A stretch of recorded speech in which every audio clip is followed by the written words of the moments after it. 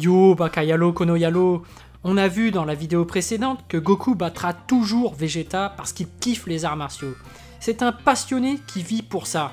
Il cherche toujours de nouveaux adversaires pour s'entraîner. Mais au cours du temps, il est devenu beaucoup plus mature. Il ne se battait que lorsqu'il était obligé de le faire. Contre Vegeta, il voulait stopper le combat parce qu'il y avait le gros bout qui commençait à apparaître. Et lorsqu'il s'est battu contre le gros bout, il l'a fait parce qu'il était obligé, parce qu'il voulait gagner du temps pour que Trunks allait chercher le détecteur. Par contre, dans Dragon Ball Super, ils n'ont pas respecté son niveau de maturité. Dès qu'il voit Zamasu, il va direct le provoquer pour un combat. Et d'un autre côté, ils ont respecté sa passion pour le combat.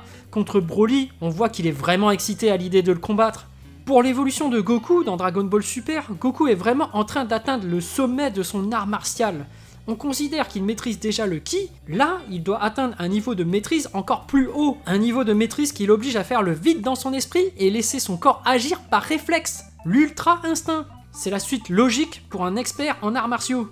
Par ailleurs, dans l'arc du tournoi, Toyotaro va marquer le point sur le fait que Goku avait dérivé et misé sur la puissance. Et c'est son ancien maître Tortue Génial qui va le rediriger vers l'aspect technique, maîtrise, spiritualité, contrôle de soi. Et c'est là que ça peut poser problème par rapport au message que peut envoyer le manga.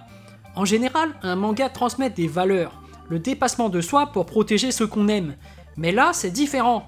Toyotaro veut nous enseigner les arts martiaux, le fait qu'il ne faut pas se laisser envahir par les émotions et rester dans la maîtrise pour obtenir des résultats. Et malheureusement, je trouve qu'il n'y a pas assez de flashbacks sur le fruit des efforts de Goku, toutes ces années d'entraînement à automatiser son corps pour faire des mouvements, car ça aurait pu être un très beau message à transmettre. Il faut travailler, s'entraîner sans relâche pour obtenir ses résultats. Et ça, on le voit très bien dans la vraie vie. Par exemple, Cristiano Ronaldo, dans le foot, il s'entraîne sans relâche et on parle souvent de travailler ses automatismes avec les autres joueurs car ils ne doivent plus se poser de questions devant les buts.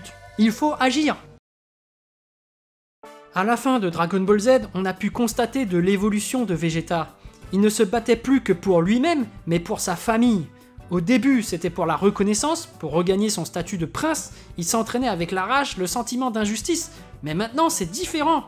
Dans Dragon Ball Super, quand Goku lui demande de participer au tournoi, Vegeta va refuser car il veut être là pour sa famille, lors de l'accouchement de sa fille. Bon, attention, si tu n'as pas vu l'arc Moro, je vais spoiler, alors je te laisse 3 secondes pour partir. 1, 2, 3. Dans l'arc Moro, Vegeta retourne sur Namek et réalise le mal qu'il faisait auparavant. On a un Vegeta qui se bat pour sa famille, mais qui recherche également la rédemption. Il veut se faire pardonner du peuple Namek et va mettre sa vie en jeu pour eux. Et dans cette quête de rédemption, il va rencontrer les Yardrats où il va s'intéresser à tout ce qui est spirituel. On a un Vegeta qui ne cherche plus à faire que de la muscu, il gagne en sagesse et s'intéresse au mental. Finalement, on a un Vegeta qui s'ouvre beaucoup plus vers les arts martiaux. Par ailleurs, il accepte de se faire enseigner par Whis et par les Yardrats. On s'éloigne du Vegeta qui s'entraînait à la muscu tout seul pour créer de nouveaux gros Kikoa. Pour conclure, on voit que les évolutions de Goku et Vegeta sont différentes, mais l'une influe sur l'autre. On a une rivalité qui est motrice et qui les pousse à se dépasser l'un l'autre. Et c'est pour ça que nos deux rivaux seront toujours au devant de la scène, comparé à notre ami Gohan qui ne veut pas se battre. C'est une question de motivation. Allez, si tu préfères Goku, lâche un hashtag Goku en commentaire, et si tu préfères Vegeta, hashtag Vegeta. Sur ce, je vous dis à plus!